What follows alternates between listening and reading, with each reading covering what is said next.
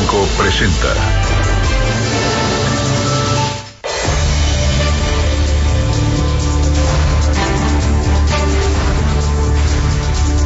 Son las 7 de la mañana con 49 minutos, ya estamos en nuestra sección Cibanco y saludo por la línea telefónica a Juan Musi, director general de estrategias de Cibanco. Querido Juan, ¿cómo estás? Pascal, muy bien, qué gusto estar contigo, muy buenos días. Oye, pues se dio a conocer esta semana la inflación y vuelve a instalarse como la más alta en mucho tiempo, en este caso desde mayo de 2009. ¿Cómo ves la tendencia inflacionaria en el país? Hay la expectativa, por supuesto, de que empiece a bajar, pues una vez ya asimilados los mayores costos del combustible. ¿Tú qué puedes comentarnos al respecto? Por supuesto, Pascal, pues fíjate que sí, como mencionas, prácticamente una década que teníamos sin llegar a estas inflaciones anual. La única vez que hizo una cifra por arriba del 6% en la última década fue 2008, en donde hubo una gran influencia por parte de los commodities, de las materias primas, porque era de los años en los que China estaba creciendo de manera espectacular y estaba empujando los precios de las materias primas hacia arriba. Fue un año en el que prácticamente el mundo entero tuvo inflaciones muy altas, y bueno, pues ahora no ha sido la excepción, y esto también ha sido una especie de contagio en muchos países del mundo, México entre ellos, pues por el efecto que te produce también el tipo de cambio, el efecto de contaminación. Nosotros los financieros le llamamos el pass-through, es decir, el impasse o el contagio que te ocasiona un tipo de cambio alto, sobre todo, insisto, sobre cosas que cotizan en esa moneda y pues que empiezan a impactar negativamente la inflación. En el caso de México también pues nos ha pegado el aumento a las gasolinas, que evidentemente pues yo lo he comentado contigo, más allá de criticarlo, pues como te he dicho, si no nos atrevemos a hacer una reforma fiscal integral que grave el consumo y que tenga una base de contribuyentes más amplia, la única otra salida ha sido la gasolina, y no hay de otra, ¿no? Porque los niveles de evasión y los niveles de la economía ilegal e informal que no contribuyen, pues te obligan a poner este tipo de cargas fiscales, en este caso a la gasolina, ¿no? Entonces, sí, yo creo que hacia adelante vamos a ver, ya lo decía el gobernador del Banco Central, Agustín Carstens, ya empezar a bajar esta curva. Quizás la segunda parte del año, ahorita estamos en la parte alta, ya la inflación anual se ubica en 5.8, Pascal, es decir, estamos solamente a 20 décimas de llegar al 6%, y quizás podríamos llegar o acariciar el 6%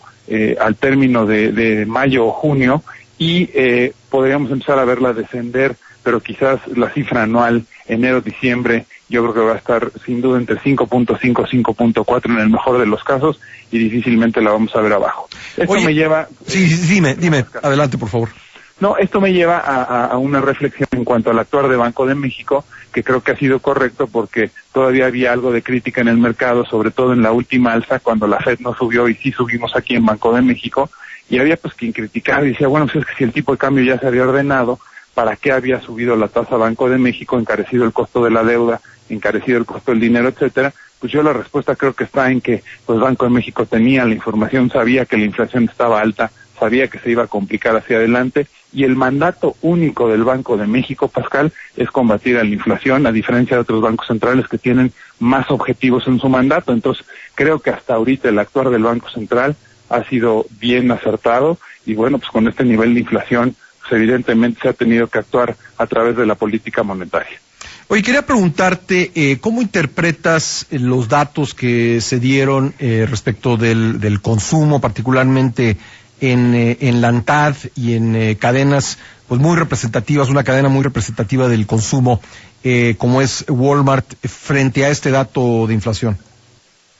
Pues mira, yo creo que vamos a ver poco a poco una tendencia, ya lo hemos platicado también tú y yo, de desaceleración en las cifras. De pronto pudiera ser por cuestiones estacionales o factores que tienen, no sé, por ejemplo, cuando se atraviesa un periodo de vacaciones, o cuando se atraviesa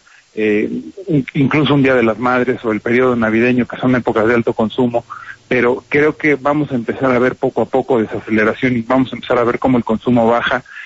Me parece que se empieza a estar en niveles de focos amarillos de endeudamiento en cuanto a los consumidores que contraen deudas, contraen tarjetas en ese sector, sobre todo en ANTAD, deuda carísima, por cierto, Pascal. Las tasas bajas hasta cierto punto habían permitido pues dos cosas, ¿no? Las tasas bajas y la inflación baja había permitido que el consumo y las cifras en tasas fueran consistentemente buenas, y que empecemos a ver hacia adelante una desaceleración me parece perfectamente lógico, porque esos dos factores que habían contribuido a una mejora y una aceleración en el consumo, que era bajas inflaciones, bajas tasas de interés y por ende unas tasas más accesibles para el financiamiento, pues con esta inflación para arriba, con Banco de México subiendo tasas, pues evidentemente se encarecerá el costo de la deuda, ¿no? Entonces, yo creo que vamos a empezar a ver esto como consecuencia, pues, del encarecimiento del dinero y de las altas tasas de inflación.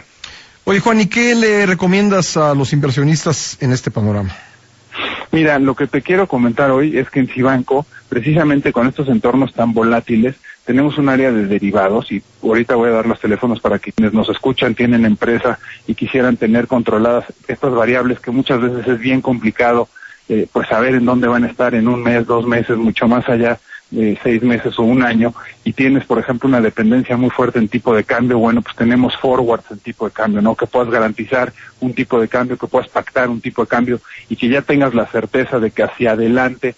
no importa qué pase, se vaya a 24 o se vaya a 16, tú en este momento podrías fijar una paridad cambiaria para tus futuras transacciones que tengan que ver en esa moneda. Lo mismo, por ejemplo, con tasas de interés. Si te estás financiando y tienes mucho miedo con esto que estoy comentando yo, que la inflación pudiera seguir repuntando y ver muchos más incrementos de tasa, pues también puedes fijar tasas de interés, puedes hacer swaps, que es una operación en la que cambias tasa variable por tasa fija, y bueno, pues todo esto lo puedes hacer, como te decía, en Cibanco, con nuestro departamento de derivados, y pues quiero invitar al auditorio a que nos contacten el 1100-1586, con Lada 55 aquí en la Ciudad de México, 1100-1586. Yo no soy tan fatalista, Pascal, sabes, me conoces, he sido, pues trato de ser realista, pero más tendiente hacia el optimista, pero sí creo evidentemente que el tema tipo de cambio este año va a ser muy volátil, hay todavía muchas variables, muchos cuestionamientos que están aún en el aire, que no están claros qué va a pasar hacia adelante, y sin duda pues creo que va a ser un año de una inflación alta, ¿no? Y esto pues evidentemente permea en las tasas de interés, y este tipo de coberturas de las que te hablaba pues te ayudan a tener una mejor planeación financiera. Muy bien, Juan, te agradezco mucho estos minutos, te mando un fuerte abrazo. Como siempre, un placer estar contigo, Pascal, un fuerte abrazo. Gracias a Juan Musi, director general de estrategias de Cibanco. Cibanco presentó